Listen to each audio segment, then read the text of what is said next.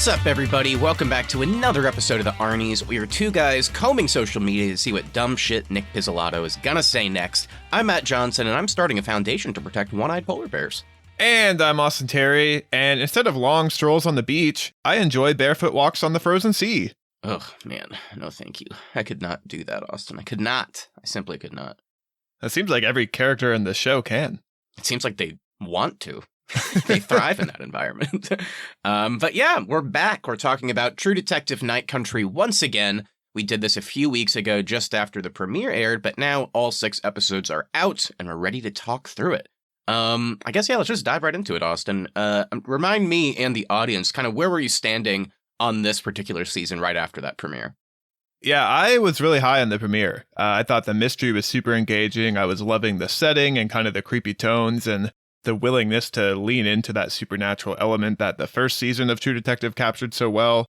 I will say, as the rest of the season went on, I think I slowly started to kind of lose interest by the time we got to the finale. I think based on what I've seen online, I stayed engaged longer than the rest of the general public did, but I did definitely start to notice kind of issues with this season. I thought the highlight of the show was the penultimate episode, so the episode right before the finale. I thought it ended on such a good cliffhanger. And then the finale itself, while I thought the performances were great, I found the writing kind of starting to falter, and then the reveals and payoffs to the mysteries that the previous 5 episodes spent so much time setting up kind of left me underwhelmed. So I thought the majority of the season was pretty good, but really kind of failed to stick the landing for me in the finale. Yeah, I'm not too far off from you. Whenever we got into it, I was super vibing with the premiere as well. I really liked kind of the setting in Ennis, Alaska. Just the vibe, the atmosphere was pretty pitch perfect. We talked about some connections to like movies we love, like The Thing, for example, with kind of that initial catalyst of the people in this research station just disappearing. And I did like in the premiere, maybe more so than a lot of people, that they kind of, I would say pretty much right off the bat, they definitely leaned into like, hey, there's been like hints of supernatural stuff in the past True Detective seasons, particularly season 1. But this one, we're going to fully like dive into that. And I was down for that. I thought that was going to be pretty cool. Love the characters. Jodie Foster and Callie Reese as our leads. I thought, especially as the show went on, I was like, yeah, they kind of nailed it with the casting here. They were always great. And for the most part, I still very much liked them as characters as well, not like outside of the performances. I have some qualms with other people that we'll get into. But yeah, I guess I'm a little bit disappointed that I'm kind of in line with you. I really wanted to like love this season, and I can't go that far. I think I am maybe a little bit higher than you. I still think it's like prestige television. It looks amazing. Like the production value on these shows is unbelievable. But yeah, I don't know. I guess at the end of the day, maybe why I'm not quite as lower on it is I was thinking back after the finale without any spoilers, but I will ultimately agree with you that, like, yeah, once we kind of got the payoff and reveals that you would expect from a show like this, I was kind of like, but I thought back to seasons 1 and 3, because I didn't finish 2, and I loved those seasons, but like the mysteries themselves, I feel like I don't often like care too much about how they unravel in these shows. Like even in something as great as season 1 and 3, like whenever they gave us the answer, I was kind of like, oh, okay. Like that was always like the thing I cared the least about the show, weirdly enough. And maybe it kind of stings in this one a little bit more because I think strangely by doing the supernatural storyline, maybe it drew me in more, so I felt more invested in the mystery itself at the outset, and then I was ultimately left a little bit disappointed. But I still think it's worth watching. It's a pretty easy binge. It's a little bit shorter than the other seasons, so again, kind of like we said in the premiere, if you're somebody that never gave True Detective a chance, obviously you have some great seasons of TV to watch there. But I still think this one is worth watching. Kind of disappointed by the mystery, but everything else I still thought was pretty good. From what I have seen of season 2, I would confidently put this over that. So it's battling for, I guess, I don't know, maybe second place, but I can't put it over season 1 or 3 at this time. So, but yeah, that's kind of all I can say. A little disappointing, but I still have a lot of good things I want to talk about. Yeah, I don't think I disagree with you too much. I think the one thing I would say when it comes to the actual reveal and where the mystery led, I think I like the idea of the mystery reveal more than the actual execution. I just had major issues with how it played out. And then the supernatural stuff, I think the reason why it left me underwhelmed too is they were leaning so heavily into it this season, and then they started to pull back a little bit, and that I just wish they had fully committed. Like, I wasn't sure what they were setting up to be out there in the ice, but then once we actually got that mystery, it was like, that's kind of a little disappointing. So a lot of really cool ideas this season, just I think lots of writing and execution not supporting the great performances and things like that we were getting from the cast. For sure. For sure. All right. Well, with that, let's go ahead and get into it. Let's drop an official spoiler warning. So if you have not started True Detective Night Country and you have any interest in it, I would say go check it out. I think it's worth watching still. But go do that first, and then come on back to listen to the rest of our episode, because all those questions and reveals, we're going to kind of dive into it with not having to worry about spoilers. I'm very curious to talk about with Austin what he thinks of the ending reveal in particular. So go watch it and come on back. We'll be waiting for you.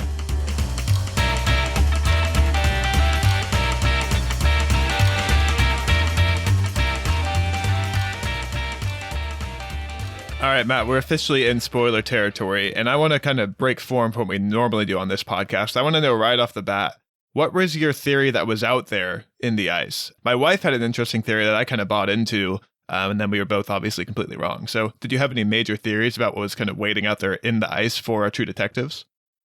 I don't know. I mean, for a while, the show is leading me to kind of feel like, oh, maybe I was kind of right whenever we were talking about the premiere. I was wondering, you know, like we said, they were definitely leaning supernatural, but I remember we were talking at premiere, I was like, so is this, you know, we were joking about how much we like something like The Thing. I was like, so what actually is this thing, you know, no pun intended, but like, and then once they started kind of talking about the purpose of the station being like, you know, harvesting this DNA, I was like, oh, so is it like a creature? Like I was maybe wondering, is it like some prehistoric person gone mad or something?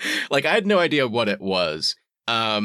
So, yeah, what was the theory you were saying that you guys were wrong about?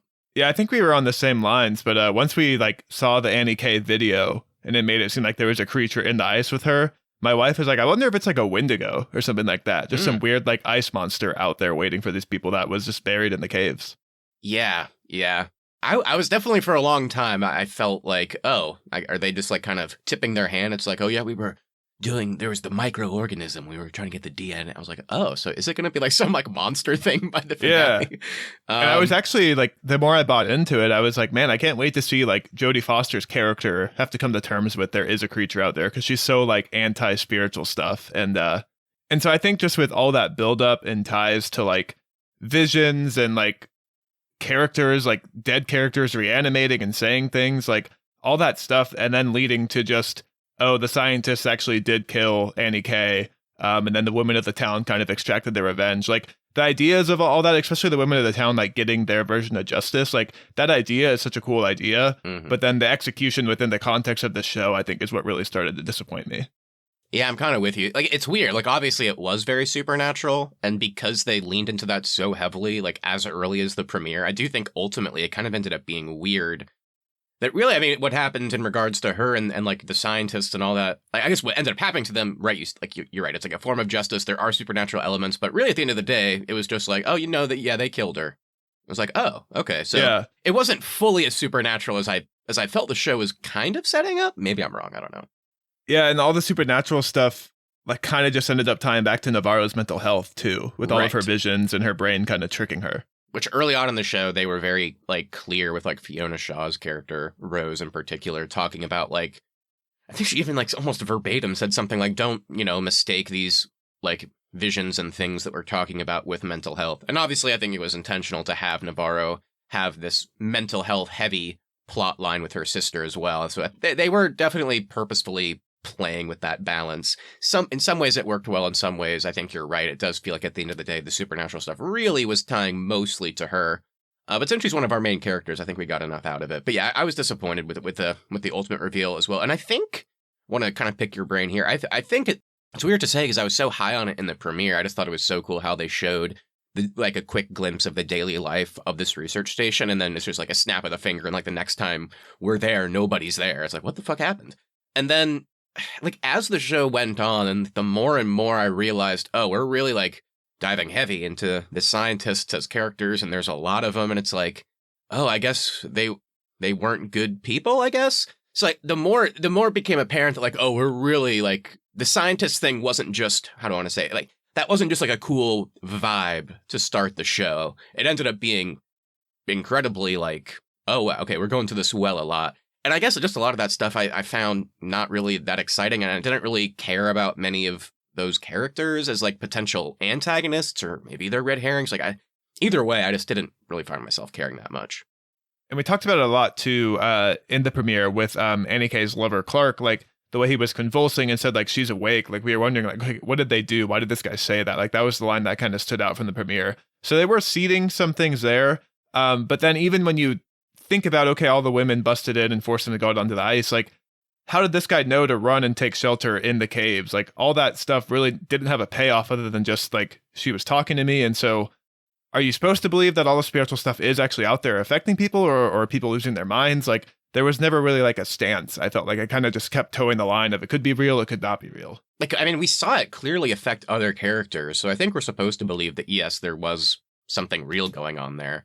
Or at least like something that was physically supernatural happening. So I feel relatively confident in saying that. But at the end of the day, and I don't think I'm going to be alone on this, the choice to make this season in particular have a pretty ambiguous ending in that regard, kind of to what you're talking about, like not taking a stance between what actually is happening, or even a stance could have also been to clearly establish that it was both to happening to different people. I think that would have been fine too. But yeah, I think the fact that they went down the supernatural route, they're like, yes, this is True Detective, it's back. It's going to be different. We're going to lean more into the supernatural, but at its core, it still is that same kind of gritty detective show where we're going to have a big mystery at the heart of it. I think of this of all seasons was not the one to be ambiguous, I think, especially when you're introducing all these things. The other ones, if they had done that, it would have been fine, because like those were pretty much like straightforward, like murder mysteries, whatever you want to call it. But yeah, here I thought it just wasn't a great choice, and I think that's kind of why I've been hearing that a lot of people are in particular not super happy with the finale itself, because that's where that all comes to a head. We're kind of left hanging on a lot of things, which I found disappointing. So let's dive in a bit more into the actual answer to the mystery of the women of the town taking their justice and figuring out what happened to Annie K and then forcing the scientists to walk out onto the ice. Did it make sense to you how they figured out that the scientists were guilty? Because I get that they kind of all worked in the stations and they had a little more access to their files and things like that, but I know they discovered the hatch, and I guess they just went down and found the notes, but the way the women actually connected the dots there felt a little clunky to me too. I didn't think it was bad, but it was just clunky to a point where I was asking myself, so how did they do that? And I guess we're just supposed to accept that they did. And then, they just tell us that. But yeah, again, I guess I liked how kind of, taking, it's very different, but like the idea of them taking the justice and then it's like that kind of leads to, closing the case and kind of maybe falsifying some things. I did like how that tied to some of the cool stuff that I did like that was being revealed about Navarro and Danvers' past when it came to Wheeler, I want to say, maybe was Wheeler. The name, with, what happened there. And that was some ambiguity that I did like. I like how it was never like 100%. Then I guess it kind of is by the end with like the Navarro reveal, but still, like the way they were handling that, I liked how that element of the story kind of, with like the falsifying stuff and like closing the case and all that, but like doing it for maybe a noble reason. I liked how that connected to the women's like reveal at the end. But yeah, so again, it's one of those things. I think you already said it. It's like on paper, I really liked that a lot. It's just the execution of it was often kind of strange, especially as the show went on. I think the moment where I knew it was going to be unsatisfying was there was a point in the show where Danvers and Navarro are looking out at the northern lights, and I kind of paused and checked, and there's 18 minutes left in the finale. And at this point in the show, all of their suspects are dead, that they've either shot and killed, or other people have shot and killed, so they don't have any leads anymore. And there's 20 minutes left for the season, and at that point I was like, oh man, they're going to do something weird to very quickly wrap this up and put a bow on it. And that's kind of exactly what happened. It was a very rushed finale into Navarro says something that triggers Danvers' mind to go run and find a handprint on this door, and then it leads them back to the women, and then it all ties up very quickly. And I almost wish there had been like maybe an 8-episode season to kind of spend more time fleshing out that mystery and maybe seeding more things to make the revealing feel more satisfying, but it did also come off as very rushed to me too when the credits started rolling. Yeah, I think the way you phrased it, it was rushed and then they put a nice bow on it. That's, I don't know if there's any other way to really describe it. That's like literally like what it feels like is happening on screen. The way you're watching is like, it just like you said, it's like she's literally rushed into figuring this out by like some random like thing, like you said, that triggers her mind. And then it's like, oh, and then like, within like a couple minutes, it's like, oh, they're giving us the reveal and like the wrapping up of that, which I thought was weird and annoying. But then they go immediately from that to like those last few minutes you're talking about is, I don't think it was like cheesy, but it is just like, okay, let's do like the typical thing of like, we're going to flash around and show you all of our characters. What have they been up to over the last few months post this, reveal? And then it's like, okay. And then the credits roll. So like, you're right. It's like literally it was rushed at the end and then they put a nice bow on it by showing you all your favorite characters. So talking about kind of that moment where they put a bow on it, I think for me, it felt like the thing that Lopez and the writing team cared more about were the characters themselves, not really the mystery. And I think kind of when you watch the show, that's what comes through. It just seems like the most interesting stuff is whenever we're just having the characters talk to each other and kind of dig into their past to kind of understand them better. Like that was always the most interesting stuff, I thought. And it almost feels like the writers like kind of knew that while they were doing it. It's like, because all the stuff that got like high marks for me was the character stuff. And then the mystery was like the thing that I ended up liking the least, like I mentioned. But I mean, did you want to talk about any like kind of favorite character arcs or just like storylines and then all that good stuff, since, that's kind of how the show ends with like kind of checking in on everybody? Yeah, it's probably worth doing some shout outs here. Yeah. Of course, I thought our leads were great. Jodie Foster as Danvers and Callie Reese as Navarro. The guy that really came to stand out to me, though, was Finn Bennett as Peter Pryor. I thought everything he was wrestling with trying to be a good cop and be loyal to Danvers and also balance his family life. Like, I became very attached to this character as the season went on. And I thought the situation that he was put in this season was the most interesting to me. Yeah, it's crazy to look back at the premiere, even just like 5 episodes ago, and kind of like see where, especially just like the whole father-son story ended up. But I'm glad it ended that way. I'm glad they kind of committed to that. And yeah, I definitely think that character will be the highlight for a lot of, at least not a highlight, because I still think probably Callie Reese is the highlight. But she's great. Yeah, definitely. Like I think she's the best part of the show, both character and performance. But yeah, I think a lot of people, I never would have guessed that Peter Pryor would have, made such an impact. Not a negative shout out. It's more just like a personal disappointment because I love Christopher Eccleston and everything. I just kind of thought, kind of a waste. Not really anything super interesting there. Whenever we got into like the reveal of this affair between people that don't really seem to like each other, I was like, oh, I wonder where they're going to go with that. And the answer was not really anything super impactful. I was kind of surprised why. I don't know. I feel like a lot of those characteristics could have just been folded into John Hawkes' character somehow. I wasn't sure why it ended up being like a wholly new character. Yeah, the character of Connolly represents a lot of other kind of minor things I have with this season that bothered me. He just was such a tropey, like, detective cliche of like, oh no, he's the captain that's a little corrupt and he's going to shut this investigation down. And we've seen that so many times. And of course, tying back to the mine and a company that has their own financial interests at taking advantage of the town. Like, there was a lot of little things in this show that are done okay, they're done fine. But it's also just nothing new that we haven't seen in other detective shows too.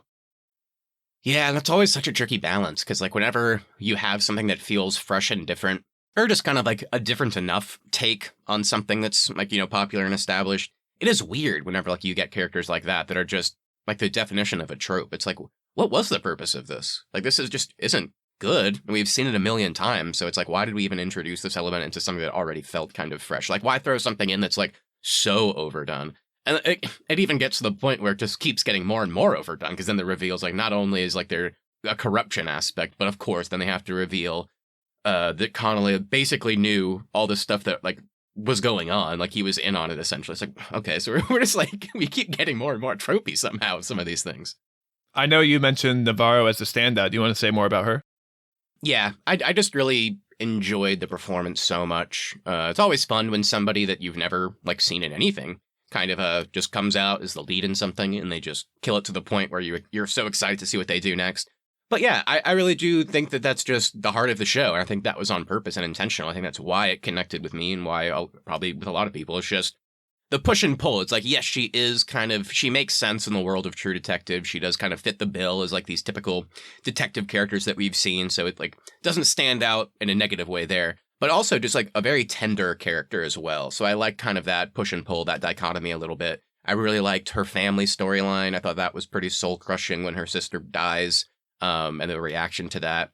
But I always loved seeing her interact with the rest of like the main and supporting cast. Like there was just some good relationships that were already established, like hers with Rose, for example, Fiona Shaw's character. I enjoyed watching.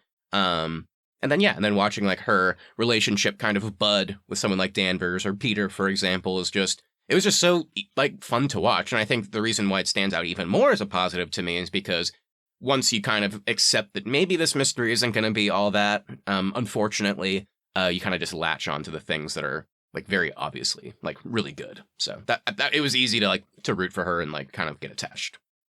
Yeah, Callie Reese stole the show, and I think that's the ultimate compliment because she's outshining an A-lister like Jodie Foster, who's also great.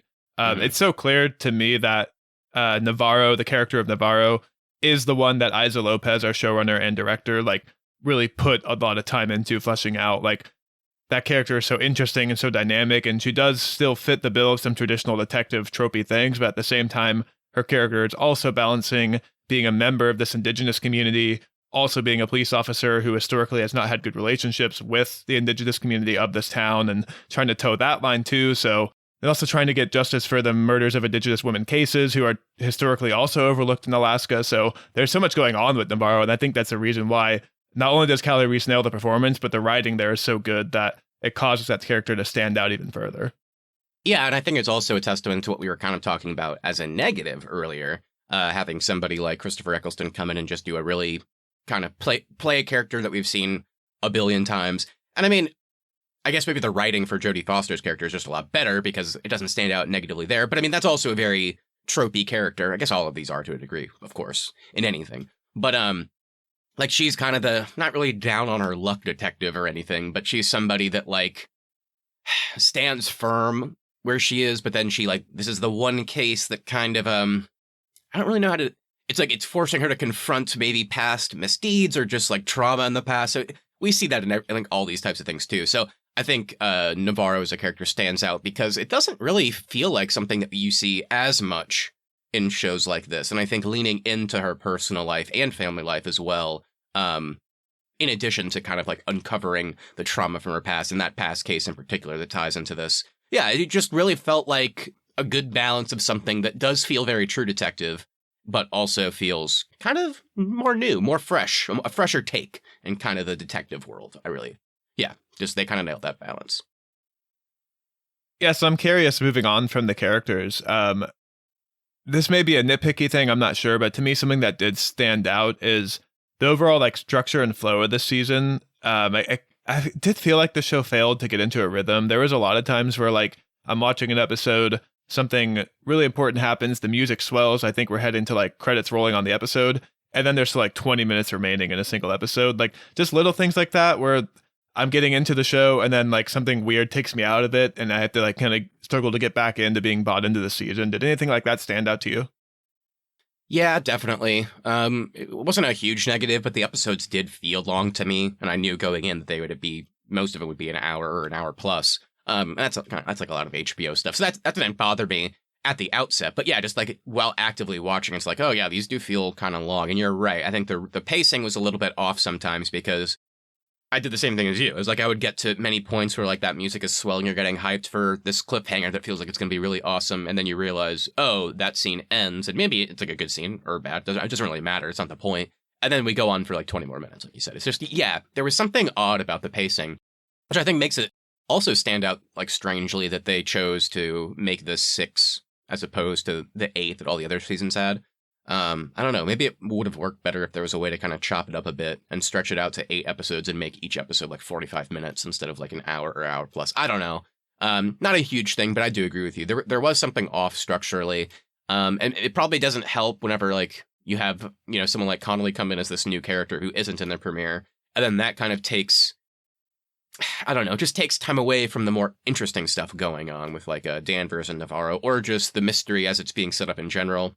And then, like, not a major negative, but just based on how the show is playing out and, like, having, like, the character of Annie, like, knowing kind of their past, it did seem weird the amount of time we spent with Danvers' daughter, who is just... Yeah, I agree with that. It just seemed... It's getting to a point where we keep cutting back to it, and you just have to wonder, like, I know this is a kid, they're a teenager, so it's, like, they're young, like, they're trying to figure it out, but, this is just objectively dangerous what you're doing. And like we, the audience, feel like maybe we know more than they do because it's like, aren't characters getting killed for what she's doing? So yeah, I think whenever like kind of that stands out to you negatively and then you keep spending more time on it as the episodes go on, it also contributes to like a off pacing just because you don't love all the storylines going on. So it's a mix of a few things, but yeah, it stood out to me too. Yeah, I think if we were only ever going to have 6 episodes for this season, as interesting as some of the stuff with Leia was, I think that's the storyline you cut and then reallocate time to like maybe seed the women of the town in a little bit more, or just flesh out the supernatural stuff, or maybe I think it's just a reallocation of time thing. There was a few other things too that stood out. Like I did for the most part really like Navarro and Danvers' relationship, but there was a lot of times where they'd be having a conversation where it felt like their relationship's building, and then like a second later, one of them is going like, "Oh fuck Danvers," like, and so that would kind of take me out of it.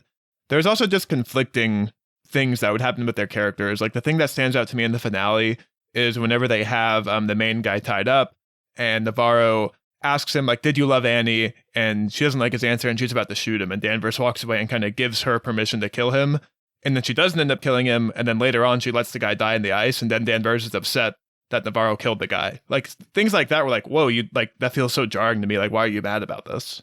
Yeah, there was weird editing things in regards to that. Yeah, I don't know. I don't know why it stood out to me too, because I know lots of movies and TV and just media in general do that. Like the whole like the idea of like killing someone for that type of thing is like sometimes you root for it, and sometimes even if you're not rooting for it, the way they handle it here, where it's just such a back and forth. It's like, oh, he does end up dead, but now I guess we're pissed off about it. Like, I don't know. It was very odd. Also, what'd you think about like we talked about Peter Pryor a lot. Very fun character. What'd you think of like ultimately kind of, I wouldn't even really call it downfall, because it seems like Hank was again like Connolly in on this too to a degree. So what would you kind of think of the vilification and reveal of him? I guess we kind of suspected that. Didn't we talk about that in the premiere? We were like, I think this guy's probably going to be bad. Yeah, no, we did. I thought John Hawkes was really great because I really hated his character by the time we got to the 5th episode where he ends up biting the dust. And I think a lot of that is his performance. He just like really wore me down and made me dislike him in a great way. The thing that I think is disappointing when you think about Hank Pryor is we of course find out he's corrupt and doing things to benefit the mine and things like that. But he has that conversation with the leader of the mine, and then we never figure out why he's really doing anything. And we also never see the mine character like after that scene when they're in the car together. So yeah, that feels like a plot hole to me. Of just like that was one thing that was never tied up, is we never really got Hank's motivation other than he wanted to be chief. I think that was it. It just seemed like he was in it for like some promotion. But again, that was the exact same reveal with Connolly. So that was another thing that made me go, why are these two different characters? I don't know, whatever. But yeah, I'm with you there. Like the whole mine stuff got a little bit lost for me. And maybe it's just like those types of storylines in anything is just personally that never really connects with me super easily. So I don't know. I just didn't really care about that. I didn't catch this either, but I was reading online that I guess the mine's like holding company has ties back to the season 1 company, and they did like a lot of weird things to connect the dots to the season 1.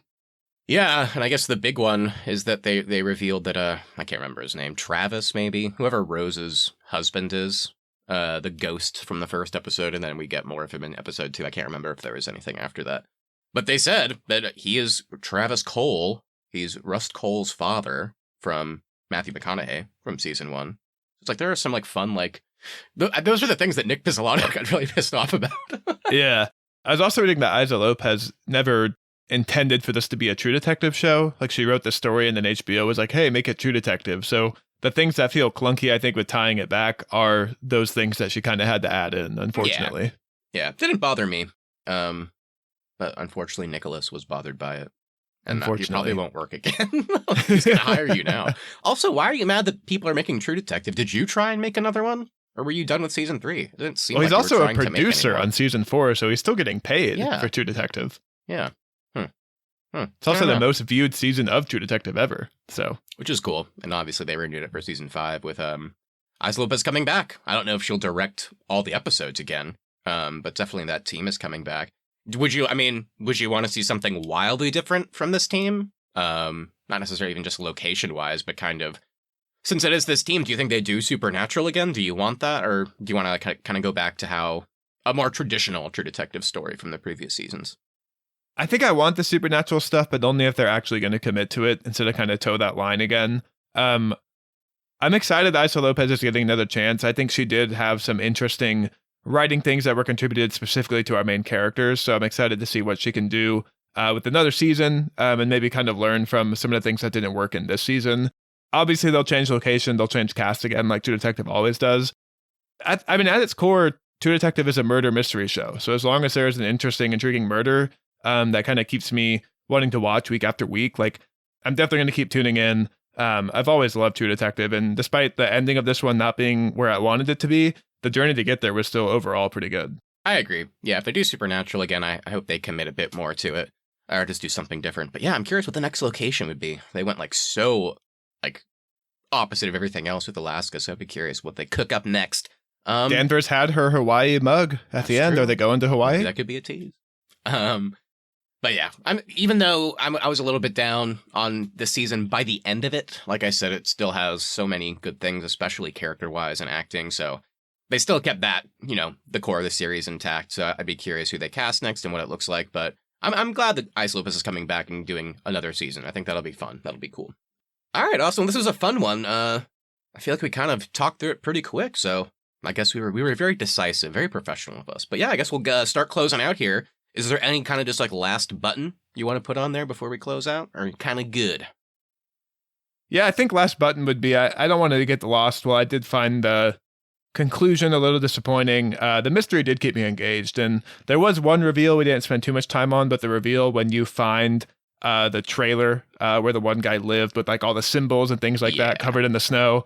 That's when I was like, oh, okay, we're in True Detective now. Like that setting was so creepy. So lots of really cool moments. Didn't necessarily stick the landing, but like I said earlier, I think the journey to get to the finale was overall still engaging for 5 weeks, and then the 6 weeks kind of let you down. So yeah, still a majority success, I'd say. I agree. Majority success for sure. I think this is I know some people are like way more high on it than we are, and then I think there's some people that really just, maybe they're not low on it, but I do know some people as well that kind of just stopped watching, kind of fell off of it, like you said. But yeah, so I guess we're a little bit in the middle, but I still think it's a worthy addition to the rest of the seasons. I think looking at them like side by side and just like the premise and what worked and what didn't, all the seasons have pros and cons. So I think this one fits in quite nicely, and I think it might even be remembered even better than it is now. I don't know. We'll see. Maybe I'll revisit it one day. But yeah, I'm excited for more. I'm excited for this team to come back. I think season 5 will be a fun one. I look forward to talking about it. But yeah, that's all I got. I never thought a spiral could be so creepy, but that symbol got creepier and creepier the more it popped up. It did. All right, awesome. Well, before we officially close out, let's do some Arnie's Podcast Awards, the part of our show where we take something from the thing we just watched. It can be positive, negative, or something in between. It just has to be something that we think deserves an award of some kind. So, Austin, what you got today? Yeah, I'm going to give the Worst Resting Place Award. Navarro beautifully spreads her sister's ashes in the frozen sea, and then 5 minutes later, Hank Pryor hides his father's body in that same spot. And it's like, I guess now these two spirits are resting together for eternity, a creepy old man and a sad sister. So it's like, wow, what a terrible resting place to spend eternity. It's so beautiful. It's always going to be a tough resting place when you have to like violently crack open ice before you can like dump ashes into I was thinking like, what a weird place to bury your loved one. All right. And then later just cover up a murder. Yeah, that is true. Yeah, my award ties into something I'm surprised we haven't talked about yet. I thought it was like so creepy when it happened, and then when it got like called back in later episodes, I do admit that I did kind of laugh and found it comical. It is really funny to me that, and I guess I'm just going to call it the Oopsie Award, because that really is how it was treated in the show. But whenever like they're looking at the bodies in the ice, I think in like the second episode, one of the guys just accidentally rips a hand off and the guy wakes up. It's like, oh shit. Not only are you not dead, but I just ripped off one of your arms. And I laughed later in a different episode when they were like, he's awake and we had to amputate the other one. But ultimately, I guess that guy kind of deserved it, because later in the show, he was the one, I believe, where they just cut to him stabbing our victim over and over again. So I guess he got what he deserved. He had one arm ripped off and the other was amputated. And then he died shortly after. So there you go. Speaking of pieces of bodies, they really never put a button on why the tongue was there. They kind of just let that one go. Did that tie into like the indigenous thing? Because wasn't the whole thing with that, like that was, it reminded Navarro of the first murder. So is it possible that the women did that as a symbol of some kind? But then they also say, like, that's not part of our story. That's part of your story. Huh. Okay, yeah, you're right. I have no idea then. All right, well, before we scratch our brains too hard trying to think of where that dang tongue came from, let's go ahead and close out. Thank you all so much for listening. If you enjoyed this episode, make sure you hit that follow button so you never miss our upcoming content. Also, please share us with your friends if you enjoyed this episode. We really would appreciate it to continue to grow our show. Please leave us reviews as well. Even if you want to write anything, leaving us a 5-star review over on Apple Podcasts, Spotify, wherever your podcasts really does help us out. At the Arnies is our social, and the Arnies.media is the website. We'll be back next Tuesday with another episode. Keep in mind, everybody, we do want to hear from you, so please send us a message on Instagram at the Arnies or email us, thearniesmedia@gmail.com. What did you think of True Detective Night Country? Where does this rank among the other seasons for you? Would you bury your loved one in a frozen pond? Anything you say we'll read on the show and react to it live in our latest episode. That's right, everybody. Have a good one. Austin, if I'm not mistaken, I believe next week's review is finally Dune Part 2, correct? Hi-ya, shy-ya-ya. Are we going to get the special popcorn buckets with the sandworm coming out that you have to reach in past their teeth and then pull your hand out as it drags against you with a handful of popcorn? Maybe. It seems like a terrible customer experience, but I hope I get it. That would be so fun. All right, well, we'll be back next time with Dune Part 2. We're so thrilled for that. That's going to be a fun one. I keep hearing more and more great things, so it's hard not to get super hyped. So I'm excited for that one. That'll make for a great episode. And like I said, everybody have a great week. We'll talk to you then. Time is a flat circle.